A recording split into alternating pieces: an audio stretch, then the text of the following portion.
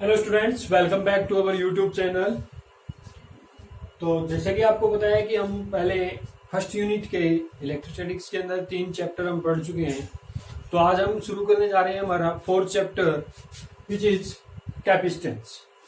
तो जिन बच्चों ने अभी तक हमारा चैनल सब्सक्राइब नहीं किया है या पिछली वीडियोज नहीं देखी तो वो चैनल को सब्सक्राइब कर लें और वो वीडियोज है जो वो देख लें, ताकि आगे जो हम सिलेबस करवा रहे हैं उसके साथ साथ उनकी तैयारियां जो होती चली जाए। ठीक है, तो नेक्स्ट चैप्टर है हमारा कैपेसिटेंस। तो कैपेसिटेंस पढ़ने से पहले हम थोड़ा सा इसमें चैप्टर में कुछ इंपॉर्टेंट रिजल्ट्स पढ़ते हैं जो आपके कैरेक्टरिस्टिक्स ऑफ कंडक्टर के रिगार्डिंग आते हैं। ठीक है, तो हमें वो ध्यान रखने हैं क्योंकि वो बार बार इसके अंदर यूज होंगे। तो फर्स्ट इसके अंदर है कि जो इलेक्ट्रोस्टैटिक इक्विलिब्रियम अगर आता है तो उसमें इलेक्ट्रिक फील्ड है जो वो जीरो हो जाता है हर एक पॉइंट पर इनसाइड ए कंडक्टर। तो मतलब कोई भी आपका कंडक्टर है उसके हर एक पॉइंट पर वो क्या हो जाएगा, जीरो हो जाएगा। इलेक्ट्रोस्टैटिक इक्विलिब्रियम आएगा कब? देखिए, मान लेते हैं कि हमारे पास ये इस तरह से कंडक्टर है, तो इसके अंदर एबीसीडी आपका कोई भी हमने प्लेट मान ली। ठीक है, तो ए बी सी डी या कोई भी हमने कंडक्टर है जो वो आपने पुट कर दिया इनसाइड द इलेक्ट्रिक फील्ड। ठीक है, तो आपने आउटसाइड से कोई एक्सटर्नल इलेक्ट्रिक फील्ड दिया हुआ है, मान लेते हैं वो एक्सटर्नल इलेक्ट्रिक फील्ड क्या है, ई नोड है। ठीक है, तो यहाँ पॉजिटिव और यहाँ नेगेटिव टर्मिनल से हमने इसको जोड़ा हुआ है। तो आप देखोगे कि इस पॉजिटिव टर्मिनल पे इंडक्शन की वजह से नेगेटिव चार्ज,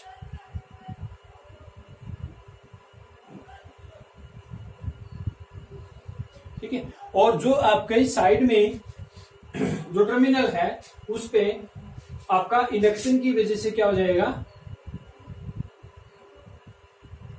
पॉजिटिव चार्ज लगेगा। ठीक है, तो मीन्स क्या है कि जो फ्री इलेक्ट्रॉन है वो इस तरह से मूव कर रहे हैं, इधर सी डी से वो ए बी की तरफ मूव कर रहे हैं। ठीक है, तो अगर वो सी डी से ए बी की तरफ मूव कर रहे हैं तो इसका मतलब क्या है कि जो आपकी प्रोड्यूस्ड इलेक्ट्रिक फील्ड इंटेंसिटी होगी, ये प्रोड्यूस्ड इलेक्ट्रिक फील्ड होगा इनकी वजह से, तो वो किस डायरेक्शन में लगेगा, आपका इस डायरेक्शन में लगेगा। ठीक है, यानी कि वो क्या करेगा आपका सॉरी वो आपका इस डायरेक्शन में लगेगा, जो क्या करता है इंड्यूस्ड इलेक्ट्रिक फील्ड ईपी है जो वो इंड्यूस्ड इलेक्ट्रिक फील्ड जो यहाँ पर लगेगा वो आपका इस डायरेक्शन में लगेगा, जो एक्सटर्नल फील्ड का क्या करेगा, अपोज करेगा। यानी कि जो फ्लो ऑफ इलेक्ट्रॉन्स हैं उनका क्या करेगा, अपोज करेगा। तो जो अब नेट आपका इलेक्ट्रिक फील्ड लगेगा वो क्या हो जाएगा, जीरो। वो क्या हो जाएगा, जीरो हो जाएगा। अब वो जीरो कब होगा, जब यहां पर इंड्यूस्ड ये जो इंड्यूस्ड इलेक्ट्रिक फील्ड है या प्रोड्यूस्ड इलेक्ट्रिक फील्ड है जो वो क्या हो जाता है, equal to the external electric field आ जाता है। तो यानी कि दोनों ही आपके इलेक्ट्रिक फील्ड है जो वो क्या हो जाते हैं, इक्विवेलेंट हो जाते हैं। तो उस कंडीशन को हम क्या बोलते हैं, इक्विलिब्रियम कंडीशन बोलते हैं इलेक्ट्रोस्टैटिक के अंदर। ठीक है, तो उसकी वजह से यहाँ पर आपका नेट इलेक्ट्रिक फील्ड क्या हो गया जी, जीरो। तो ये किसी भी पॉइंट पे हम देखें तो वो क्या मिलेगा, जीरो मिलेगा। यही इस पहले पॉइंट के अंदर बताया गया है। ठीक है, उसके बाद फर्दर नेक्स्ट है कि जो इलेक्ट्रिक फील्ड होगा just outside a charge conductor is perpendicular to the surface of conductor at every point. यानी कि कोई भी इलेक्ट्रिक फील्ड किसी भी आपका चार्ज कंडक्टर पे होगा तो वो हमेशा सरफेस के क्या रहेगा, परपेंडिकुलर रहेगा। ठीक है, हर एक पॉइंट पे क्या रहेगा, परपेंडिकुलर रहेगा। मान लेते हैं जैसे कोई भी आपके पास ये सरफेस है, ठीक है, तो इसके ऊपर आपका क्या है, चार्ज है। तो जैसे आपका इसकी सरफेस चार्ज डेंसिटी है जो अलग अलग पॉइंट पे अलग अलग है, तो आपका यहाँ पर जो इलेक्ट्रिक फील्ड आएगा वो क्या रहेगा, परपेंडिकुलर रहेगा टू दी सरफेस। ठीक है, अब ये परपेंडिकुलर आएगा तो इसका मतलब क्या हुआ कि जो हमारा ई कोस थीटा है कंपोनेंट, यानी कि जो टेंजेंट के लिए कंपोनेंट निकाला था, तो वो क्या हो जाएगा, आपका जीरो हो जाएगा। ई कोस थीटा का मतलब क्या, ई कोस थीटा जीरो होने का मतलब क्या हो जाएगा जी, आपका थीटा इज इक्वल टू, क्योंकि ई तो कभी जीरो नहीं हो सकता, इसमें ई तो जीरो नहीं है क्योंकि चार्ज है। ठीक है, तो इसका मतलब क्या है, cos theta is equal to क्या है, cos theta is equal to क्या है, zero. This implies that theta is equal to क्या आ जाएगा, 90 डिग्री। और 90 डिग्री यानी कि ये थीटा क्या है, जो आपका जो सरफेस के साथ आपका क्या है, इलेक्ट्रिक फील्ड क्या बनाए हुए हैं, एंगल बनाए हुए हैं, वो आपका क्या है इसमें थीटा। तो थीटा क्या होगा, 90 डिग्री। तो यहाँ पर इसका मतलब क्या है कि ई है जो वो सरफेस के ऊपर क्या रहेगा, परपेंडिकुलर रहेगा कंडक्टर के सरफेस पे, किसी भी पॉइंट पे हम इसको मान सकते हैं। ठीक है, तो अगर ये परपेंडिकुलर है तो यहाँ पर अगर आपका क्या है पॉजिटिव चार्ज कंटेंट है सरफेस पे तो सिग्मा एज ओ ग्रेटर देन 0 होगा, और अगर आपका नेगेटिव चार्ज है तो सिग्मा एज ओ लेस देन क्या होगा 0 होगा। ठीक है, तो ये था जी आपका सेकंड पॉइंट। उसके बाद थर्ड पॉइंट है net charge in the interior of the conductor is 0। तो net charge interior of a conductor is 0। इसका मतलब ये हुआ जी कि आपका इलेक्ट्रिक फ्लक्स हमने पढ़ा था close surface integral of E dot D S is equal to क्या आया था 0, आपका क्या होगा एप्सिलॉन नॉट आएगा। ठीक है, तो अगर आपका क्या है क्या इज इक्वल टू 0 है, क्योंकि इंटीरियर इनसाइड ए कंडक्टर आप इनसाइड ए स्पेरिकल कंडक्टर आपका चार्ज क्या था 0 था, तो इसका मतलब क्या हुआ उसके अंदर इलेक्ट्रिक फील्ड भी क्या हो जाएगा 0 हो जाएगा। ठीक है, उसका मतलब ये हुआ according to the Gauss theorem, तो उसका मतलब ये हुआ इलेक्ट्रिक फील्ड भी क्या हो जाएगा उसके अंदर 0 हो जाएगा। ठीक है, तो no net charge in the interior of the electric of the conductor is 0। तो नेट चार्ज है जो आपका इंटीरियर ऑफ द कंडक्टर 0 हो जाएगा, क्योंकि वहां पर ई क्या है इलेक्ट्रिक फील्ड क्या है 0 है, तो दैट्स वाई आपका क्या होगी क्या हो जाएगा 0 हो जाएगा। नेक्स्ट है आपका फोर्थ कि electrostatic potential is constant through out the volume of conductor and has same value on its surface. तो इलेक्ट्रोस्टैटिक पोटेंशियल है जो पूरे के पूरे कंडक्टर के वॉल्यूम के अंदर, ठीक है, थ्रू आउट दी वॉल्यूम, तो आपका वो क्या रहेगा कांस्टेंट रहेगा, और उसकी वैल्यू है जो सरफेस के ऊपर वो भी क्या रहेगी कांस्टेंट रहेगी। तो अगर ये कांस्टेंट रहती है तो इसका मतलब क्या हुआ, देखिए v कांस्टेंट है तो v क्या था आपका पोटेंशियल था जो एक पॉइंट से दूसरे पॉइंट पे चार्ज को मूव करवाने के लिए रिक्वायर्ड था। ठीक है, तो यहां पर अगर ये कांस्टेंट है तो इसका मतलब क्या हुआ कि चार्ज के दौरान जो वर्क डन किया जाएगा एक पॉइंट चार्ज को दूसरे पॉइंट पे लेके जाने के लिए जो वर्क डन किया जाएगा वो क्या हो जाएगा 0, यानी कि no work will be done. ठीक है, तो कोई भी वर्क डन नहीं किया जाएगा। तो आपका जो सरफेस है उसके ऊपर आपका क्या है चार्ज है जो वो आपको क्या हो जाएगा डिस्ट्रीब्यूटेड हो जाएगा, दैट्स वाई आपका वहां पर क्या रहेगा पोटेंशियल है जो वो सेम रहेगा हर एक पॉइंट के लिए। ठीक है, नेक्स्ट है जी आपका कि electric field on the surface of A charge conductor is sigma by epsilon not into में एन कैप। तो कहीं पर भी आपका सरफेस के ऊपर जो चार्ज है, ठीक है, surface of A charge conductor यानी कि चार्ज कंडक्टर के सरफेस के ऊपर इलेक्ट्रिक फील्ड है जो वो आपका किसके बराबर रहेगा sigma by epsilon not into में एन कैप। सिग्मा जहां पर क्या है सरफेस चार्ज डेंसिटी है, और एप्सिलॉन नॉट आपको पता ही है कि जो आपकी इलेक्ट्रिकल परमिटिविटी है फॉर द फ्री स्पेस। और उसके बाद अगर आपके बात करते हैं एन कैप, तो एन कैप क्या है यहाँ पर एक नॉर्मल है जो डायरेक्शन बताएगा किसकी भी आपका ई की। ठीक है, तो ई की डायरेक्शन को रिप्रेजेंट करने के लिए किसी भी एक यूनिट एरिया के अंदर या कोई भी एक एरिया एलिमेंट के लिए आपकी जो डायरेक्शन बताता है वो ये एक यूनिट वेक्टर है नॉर्मल। तो ये था आपका फिफ्थ पॉइंट। उसके बाद सिक्स्थ पॉइंट है कि surface charge density sigma is different at the different points of an irregular shaped conductor. तो इर्रेगुलर शेप्ड कंडक्टर है, इसने कहा है कि इर्रेगुलर शेप्ड कंडक्टर है, तो इस तरह का कोई कंडक्टर अगर आपके पास है इर्रेगुलर शेप्ड, तो उसके ऊपर क्या होगा कि चार्ज होगा ना जो सरफेस पे वो भी क्या होगा डिफरेंट होगा, क्योंकि कंडक्टर की बात करें तो चार्ज है जो क्या होगा अलग अलग पॉइंट्स पे अलग अलग होगा। तो चार्ज अलग अलग होने की वजह से आपका क्या होता है जो सरफेस चार्ज डेंसिटी है सिग्मा वो भी क्या होती है डिफरेंट होती है अलग अलग पॉइंट्स पे कंडक्टर के। ठीक है, तो मान लेते हैं अगर सिग्मा आपका क्या है ग्रेटर देन 0 होता है, सिग्मा इसमें क्या होता है ग्रेटर देन 0 होता है, तो जो इलेक्ट्रिक फील्ड है आपका वो परपेंडिकुलर होगा सरफेस के, क्योंकि हम पीछे पढ़ चुके हैं ये परपेंडिकुलर होगा किसके टू दी सरफेस। ठीक है, और ये आपका क्या होगा डायरेक्टेड होगा यानी कि नॉर्मली होगा आउटवर्ड।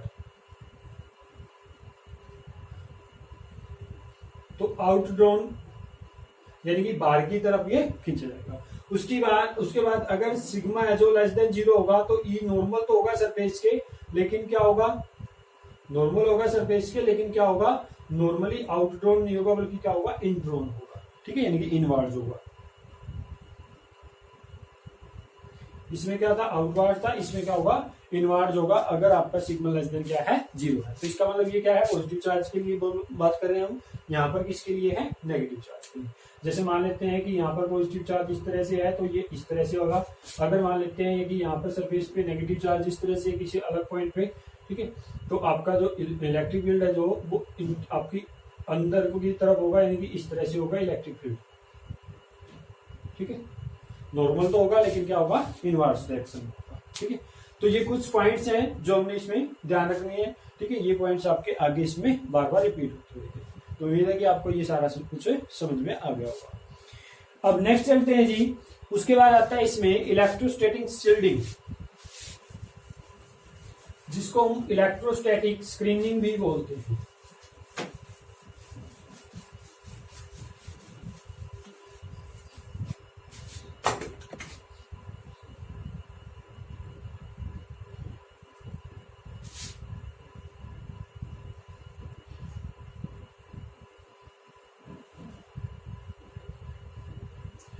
इलेक्ट्रोस्टैटिक शील्डिंग और स्क्रीनिंग। तो इलेक्ट्रोस्टैटिक शील्डिंग और स्क्रीनिंग क्या होती है, इसको समझने के लिए पहले आप एक चीज समझिए कि मान लेते हैं कि आपका थंडरस्टॉर्म आया हुआ है और लाइटनिंग है तो वो बहुत ज्यादा हो रही है, तो आप उससे बचने के लिए हम क्या करते हैं, किसी गाड़ी के अंदर या किसी घर की छत के अंदर या शेल्टर के अंदर हम चले जाते हैं, ठीक है। अगर हम किसकी बजाय कहीं ओपन आपका जो सरफेस है उस पे जाने की बजाय, या फिर आपका क्या है ओपन ग्राउंड के अंदर नहीं जाएंगे, या फिर आप किसी ट्री वगैरह के पेड़ के नीचे है जो नहीं जाएंगे, तो आप अपने आप को प्रोटेक्ट करने के लिए या तो एक गाड़ी के अंदर बंद कर लेते हैं अपने आप को, या किसी होम के अंदर या शेल्टर के अंदर आप बंद कर लेते हैं। तो ऐसा क्यों होता है, देखिए जब आपकी कोई भी लाइटनिंग है जो किसी, मान लेते हैं किसी गाड़ी की छत पर आपकी लाइटनिंग है जो पड़ती है, तो उससे क्या होगा कि उसकी बॉडी है जो वो क्या है, कंडक्टिंग बॉडी है, ठीक है। और वो अंदर से क्या बनाता है, कैविटी बना देता है, जिसकी वजह से उसकी कंडक्टिंग बॉडी होने की वजह से सारा का सारा चार्ज जो उसके ऊपर आएगा वो क्या हो जाएगा, अर्थ हो जाएगा। अर्थ हो जाएगा यानी कि जिसको हम अर्थिंग बोलते हैं, तो अर्थिंग के थ्रू क्या हो जाएगा, ग्राउंड में चला जाएगा, ठीक है। तो जिसकी वजह से इनसाइड दी शील्डिंग, उसको हम एक शील्डिंग बोलेंगे एक टाइप से, ठीक है। तो वो शील्डिंग जो है उसके अंदर रखा हुआ जो भी कंडक्टर है, जैसे अगर ह्यूमन है, जैसे कोई भी ह्यूमन बॉडी है, तो अगर वो उसके अंदर होगी तो वो क्या हो जाएगी, प्रोटेक्ट हो जाएगी किससे, एक्सटर्नल सोर्स से, एक्सटर्नल इलेक्ट्रिक फील्ड से, ठीक है। तो उस एक्सटर्नल इलेक्ट्रिक फील्ड से बचने के लिए आपका क्या है, इलेक्ट्रोस्टैटिक शील्डिंग है जो वो यूज की जाती है। It is use to protect the instruments, sensitive instruments, or it is used to protect the conductor from external electric field, ठीक है, from the influence of external electric field। इसमें देखिए होता क्या है, इसमें हम क्या करते हैं, एक स्ट्रक्चर है जो इस तरह से फॉर्म करते हैं कि वो एक पिंजरे की तरह हो जाता है, ठीक है, जिसको हम क्या बोलते हैं, इसमें जो केज की तरह बन जाता है उसको हम क्या बोलते हैं, फैराडे केज बोलते हैं, फैराडे केज बोलते हैं, ठीक है। यानी कि एक पिंजरे की तरह की स्ट्रक्चर है जो उसमें बना ली जाती है, जिससे हम क्या करते हैं कि जो प्रोटेक्शन है कंडक्टर की वो की जाती है। अब वो कैसे की जाती है, देखिए अब मान लेते हैं कि आपके क्या है कि एक बॉडी सी है, ठीक है, तो वो आपकी एक एक्सटर्नल कंडक्टर है, कोई भी कंडक्टर है आपका ए बी,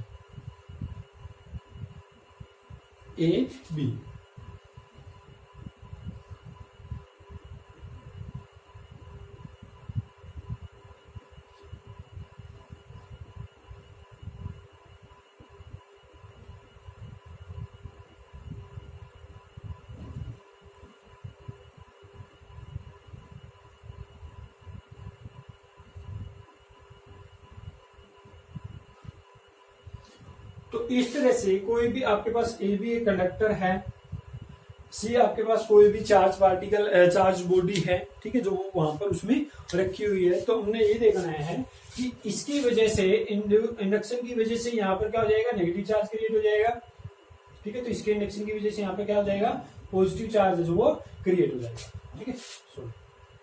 सरफेस के आउटर सरफेस पे चला जाता है, अगर कोई एक्सेस चार्ज होता है ना तो वो आउटर सरफेस के कंडक्टर के सरफेस पे आपका स्प्रेड हो जाता है। तो इस तरह से आपका क्या हो जाएगा, इसके अंदर एक एक्सटर्नल फील्ड है जो वो बन जाता है। तो ये क्या बन गई, केज लाइक स्ट्रक्चर बन गई। इस केज लाइक स्ट्रक्चर के अंदर आपका क्या होगा कि जो भी कंडक्टर होगा वो क्या होगा, बिल्कुल प्रोटेक्ट होगा, ठीक है। क्यों होगा, अब अगर प्रोटेक्शन को और ज्यादा हमने क्या करना है, बढ़ाना है, तो उस प्रोडक्शन को और ज्यादा बढ़ा सकते हैं अगर हम क्या कर दें, जो यहाँ पर एक्सटर्नल इलेक्ट्रिक फील्ड है जो वो प्रोड्यूस हुआ है, ठीक है, तो अगर हम उसके इस रीजन के अंदर उस फील्ड को ग्राउंड कर दें, ठीक है, यानी कि इस फील्ड के अंदर जितना भी एनक्लोज चार्ज होगा उसको हम ग्राउंड कर देते हैं, तो जो प्रोटेक्शन है वो और भी ज्यादा बढ़ जाती है, ठीक है। तो इसका मतलब क्या हुआ कि हम यहाँ पर इस चार्ज को क्या कर देते हैं, ग्राउंड अप कर देते हैं, ठीक है। तो इस सारे के सारे पॉजिटिव चार्ज को क्या कर देते हैं, ग्राउंड कर देते हैं, ठीक है, यानी कि इस नीचे वाले, इसके कंडक्टर के नीचे वाले पार्ट को क्या कर देते हैं, ग्राउंड कर देते हैं। तो जितना भी यहाँ पर एक्सटर्नल इलेक्ट्रिक फील्ड आपका प्रोड्यूस होगा या यहाँ पर आएगा, वो सारा का सारा क्या हो जाएगा, अर्थ हो जाएगा, और उसके इन्फ्लुएंस से जो बॉडी है वो क्या हो जाएगी, बच जाएगी, ठीक है। तो इस तरह से इस तरह की जो स्ट्रक्चर होती है उनको क्या बोलते हैं, फैराडे केज बोलते हैं, ठीक है। और ये क्यों यूज की जाती है, जो भी आपके सेंसिटिव इंस्ट्रूमेंट होते हैं,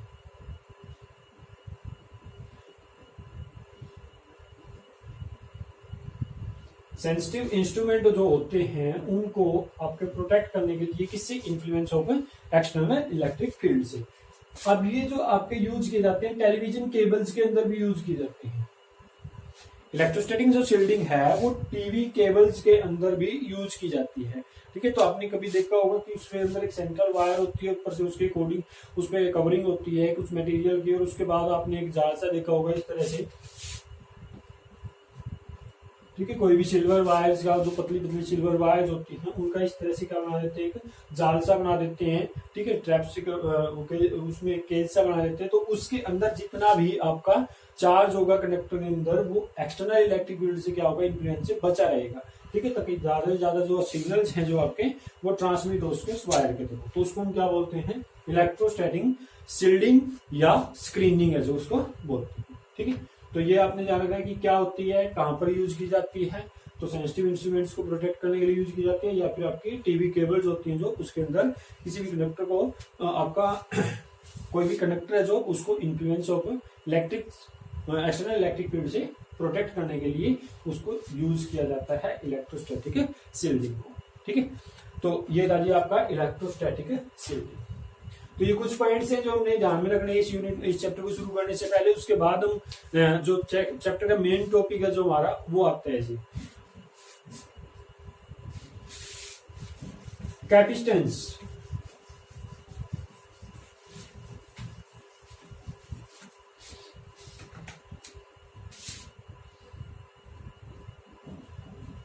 इलेक्ट्रिकल कैपेसिटेंस,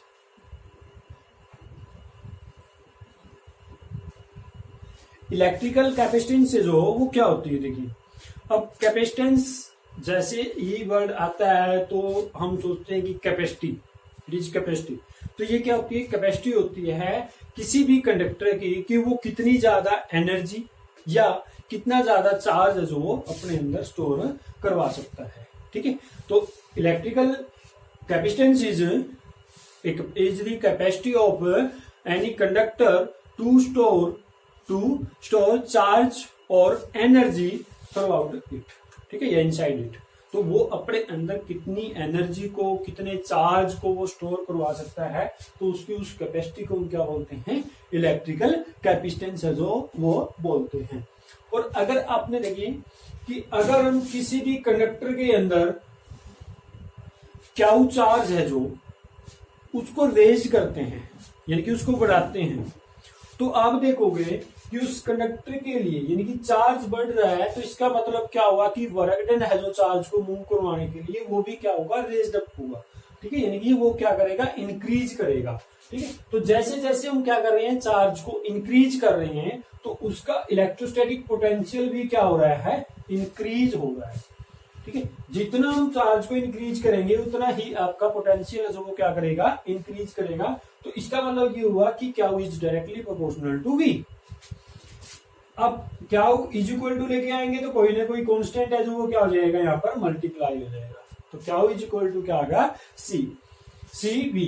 तो यहां पर जो ये सी है ना, ये क्या है, constant of proportionality, constant of proportionality. लेकिन यहां पर इसको एक स्पेसिफिक नेमिंग है जो इसको दी गई है, तो वो क्या है, इलेक्ट्रिकल कैपेसिटेंस, इलेक्ट्रिकल कैपेसिटेंस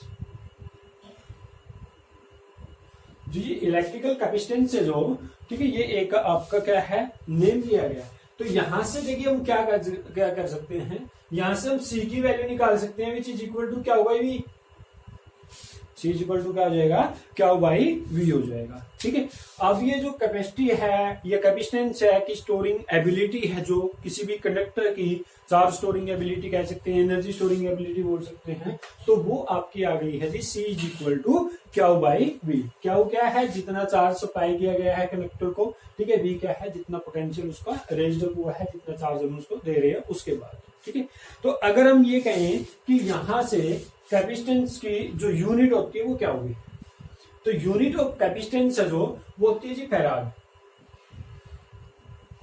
ठीक है, तो ये क्या होती है, फैराड होती है unit of capacitance. Unit of capacitance is farad. तो फैराड को आप कैसे डिफाइन करते हो, if conductor has a capacitance of 1 farad, तो how we will define 1 farad, तो 1 फैराड इज इक्वल टू क्या हो जाएगा, 1 coulomb charge upon 1 volt potential, 1 coulomb charge upon 1 volt potential.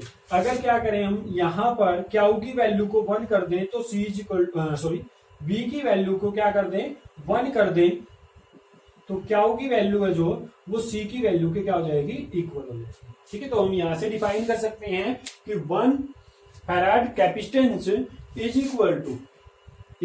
Equal to 1 coulomb charge per unit 1 volt potential. ठीक है, तो अगर हम क्या कर, if we increase 1 coulomb charge through out a conductor, then potential will increase या potential will raises by unity और 1 volt. ठीक है, तो that is known as 1 farad capacitance of conductor. ठीक है, ऑफ ए कंडक्टर। तो किसी भी कंडक्टर की कैपेसिटेंस, जो कैपेसिटेंस है वो 1 फैराड कब होगी, जब किसी कंडक्टर के अंदर 1 कूलम चार्ज को आप फ्लो करवाते हैं, इंक्रीज करवाते हैं, तो उसके लिए अगर यूनिटी पोटेंशियल है जो, यानी कि 1 वोल्ट पोटेंशियल है जो रेज करता है, तो उसको क्या बोलते हैं, 1 फैराड कैपेसिटेंस बोलते हैं। तो यहां से आ गया जी आपका फैराड। ठीक है, अब फैराड को और क्या लिख सकते हैं, फैराड को हम क्या लिख सकते हैं, देखिए जो चार्ज की यूनिट होती है वो क्या होती है, कूलम। ठीक है, और जो पोटेंशियल की यूनिट होती है वो क्या होती है, वोल्ट। तो आप इसको क्या लिख सकते हैं, कूलम पर वोल्ट भी लिख सकते हैं। ठीक है, कूलम पर वोल्ट भी लिख सकते हैं। और हमें पता है कि जो आपका पोटेंशियल है उसको क्या लिख सकते हैं, work done to take a charge from 1 point to another point. ठीक है, या from infinity to any point, तो उसको आपने क्या बोला था, पोटेंशियल बोला था। तो इसका मतलब क्या है कि पोटेंशियल को हम क्या लिख सकते हैं, work done to take a unit from 1 point to another point, यानी कि W बाई में क्या। ठीक है, और W की यूनिट जो होती है, यानी कि वर्क डन है यहाँ पर ये, तो वर्क डन की जो यूनिट होगी जूल पर कूलम। ठीक है, तो जूल पर कूलम, यानी कि हम क्या लिख सकते हैं, V की जगह जूल पर कूलम भी लिख सकते हैं। तो इसका मतलब क्या हुआ कि आपका 1 फैराड इज इक्वल टू क्या हो जाएगा, 1 कूलम बाई में 1 जूल, कूलम पर जूल। ठीक है, और यहां से क्या आ जाएगा, V की जगह जूल पर कूलम रखेंगे। ठीक है, तो ऊपर जाके ये क्या हो जाएगा, कूलम स्क्वायर बाई जूल, यानी कि कूलम स्क्वायर पर जूल भी क्या हो जाएगी, इसकी यूनिट हो जाएगी, कूलम स्क्वायर पर जूल। ठीक है, आप कूलम पर वोल्ट बोलिए या कूलम स्क्वायर पर जूल बोलिए या आप फैराड बोलिए, वो तीनों की तीन क्या है, सेम क्वांटिटी की ही यूनिट है। और वो क्वांटिटी क्या है आपकी, कैपेसिटेंस। ठीक है, कैपेसिटेंस ऑफ ए कंडक्टर। तो इस तरह से आप इसकी यूनिट कैलकुलेट कर लेते हैं। अब अगर हमें क्या कहे कि डायमेंशंस फार्मूला ऑफ कैपेसिटेंस, तो पहले भी आपको बता चुका हूं कि डायमेंशंस फार्मूला अच्छे से कर लेना। किसी न किसी एक क्वांटिटी का डायमेंशंस फार्मूला है जो वो पेपर में आपका 100% है जो वो श्योरली आता है। तो आपका क्या होगा, कैपेसिटेंस का फार्मूला अगर हम डायमेंशंस फार्मूला अगर हम कैलकुलेट करें, तो देखिए coulomb square into coulomb square पर जूल। तो ये क्या आया फेराड। अब कूलम क्या होता है आपका, जो क्यू है आई इज इक्वल टू क्या होता है क्यू बाई टी। तो this implies that Q is equal to I into T, that is ampere into second. ठीक है, एम्पियर इंटू सेकेंड। तो यहां से क्या होगा कूलम स्क्वायर, तो एम्पियर स्क्वायर सेकेंड का स्क्वायर होगा। ठीक है, एम्पियर स्क्वायर सेकेंड स्क्वायर। अब जूल को क्या लिखते हैं, किलोग्राम मीटर स्क्वायर पर second square. This implies that sorry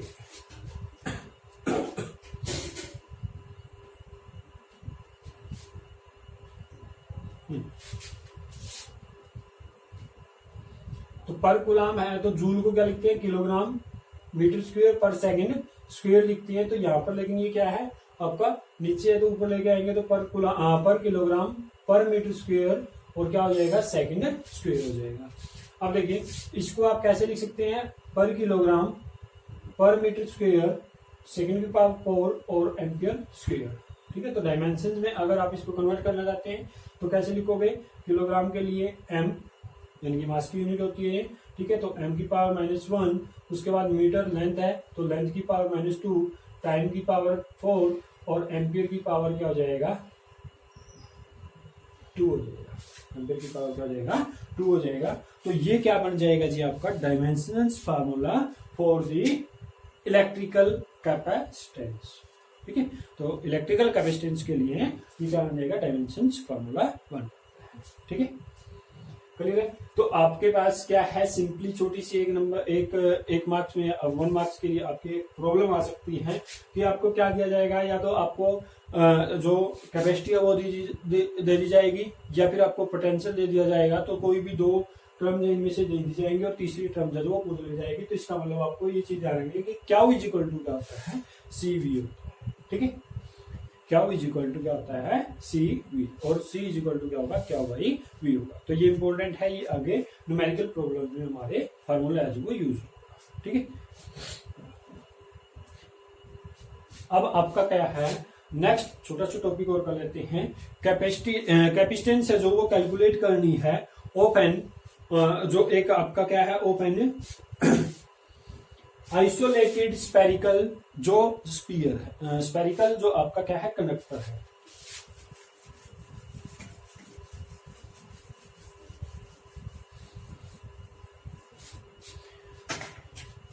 electrical capacitance of isolated charge spherical conductor. ठीक है, तो मान लेते हैं कि कोई भी आपके पास एक स्फेरिकल कंडक्टर है जिसका सेंटर O है और रेडियस R है। इसके ऊपर मान लेते हैं कि सेंटर्ड के ऊपर जो आपका प्लस क्यू चार्ज है जो आपका लिया गया है। तो ओवर दी सरफेस ये चार्ज क्या हो जाएगा आपका स्प्रेड हो जाएगा। कोई भी कंडक्टर है अगर उसके इनसाइड उसके ऊपर आपका चार्ज दिया हुआ है तो इसका मतलब वो सरफेस के ऊपर क्या होता है स्प्रेड आउट हो जाता है। ठीक है, स्प्रेड हो जाता है तो उसमें आपका क्या है ये चार्ज है जो इसके ऊपर स्प्रेड किया गया है। ठीक है, अब देखिए अब अगर इस स्फीयर के लिए या इस कंडक्टर के लिए हम क्या निकालते हैं इलेक्ट्रोस्टैटिक पोटेंशियल निकालते हैं तो वो V इज इक्वल टू क्या आ जाएगा, V इज इक्वल टू क्या बाई में 4 पाई एप्सिलॉन नॉट इनटू में R हो जाता है। ठीक है, ये चीज हम पीछे कैलकुलेट कर चुके हैं पिछले चैप्टर में। तो ये तो क्या आ गया जी आपका V। ठीक है, और अगर हमने क्या कहा था कि क्या चार्ज इसके ऊपर क्या है स्प्रेड है। ठीक है, जो आपका इसके सरफेस पे है। अब अगर हम क्या निकालना चाहें यहां से कैपेसिटेंस निकालना चाहें तो कैपेसिटेंस इज इक्वल टू क्या आया था आपका क्यू बाई में V। ठीक है, कैपेसिटेंस इज इक्वल टू क्या आया था क्यू बाई में V। तो क्यू आपका क्या है स्मॉल क्यू दिया हुआ है तो इसके ऊपर क्या है जो पोटेंशियल आया वो क्या आया क्यू। ठीक है, बाई में क्या हो जाएगा 4 पाई एप्सिलॉन नॉट R। तो ये 4 पाई एप्सिलॉन नॉट R ऊपर चला जाएगा। ठीक है, तो क्यू से क्या हो जाएगा कैंसिल। तो C इज इक्वल टू क्या आया 4 पाई एप्सिलॉन नॉट इनटू में R। ठीक है, 4 पाई एप्सिलॉन नॉट इनटू में R। अब इसका मतलब देखिए क्या है कि यहां से 4 पाई एप्सिलॉन नॉट एक कांस्टेंट टर्म है, ठीक है। ये कांस्टेंट टर्म मान लेते हैं हम कि ये कांस्टेंट टर्म होती है और होती भी है, ठीक है। तो इसका मतलब क्या हुआ कि C यहां से डायरेक्टली प्रोपोर्शनल टू क्या आ जाएगा, R आ जाएगा। और R क्या है, radius of spherical conductor, radius of spherical conductor. तो इसका मतलब ये हुआ कि यहां से जितनी भी बड़ी आप, larger is the radius of spherical conductor, ठीक है। तो larger is the radius of spherical conductor, larger will be the क्या होगी, कैपेसिटेंस, ठीक है। Larger will be the capacitance. तो जितनी ज्यादा आपकी रेडियस होगी उतनी ही ज्यादा आपकी क्या होगी, कैपेसिटेंस है जो किसी भी स्फेरिकल कंडक्टर के लिए आएगी, ठीक है।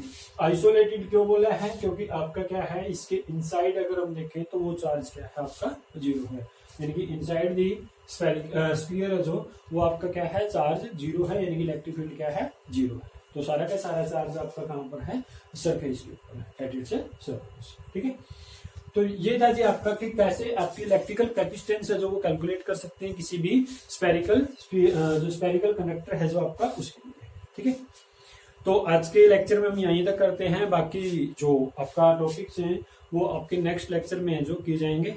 तो आपने ध्यान रखना है कि चैनल्स को सब्सक्राइब करना है, शेयर करना है ज्यादा से ज्यादा, ताकि दूसरे जो बच्चे हैं जो अभी स्कूल नहीं जा पा रहे हैं तो वो अपने किसी भी यूनिट के अंदर या अपनी पढ़ाई के अंदर पीछे ना रह जाए। तो उनको भी आपने मोटिवेट करना है कि ये वीडियोस आपके देखते रहें और अपने नोट्स हैं जो वो तैयार करते रहें, ताकि फ्यूचर में आने वाले फ्यूचर में आपके लिए ये क्या हो, फ्यूचर के अंदर आपके एग्जाम्स जो होंगे उनके लिए इम्पोर्टेंट रोल प्ले करें, ठीक है। तो तब तक के लिए आपको गुड बाय, ठीक है। तो आपने ध्यान रखना है इस चीज का कि ये मटेरियल है जो उसके नोट्स हैं जो आपको साथ साथ में तैयार करनी है, ताकि आपकी स्टडी में कोई दिक्कत प्रॉब्लम जो ना क्रिएट हो, ठीक है। तो good bye, thank you, good luck.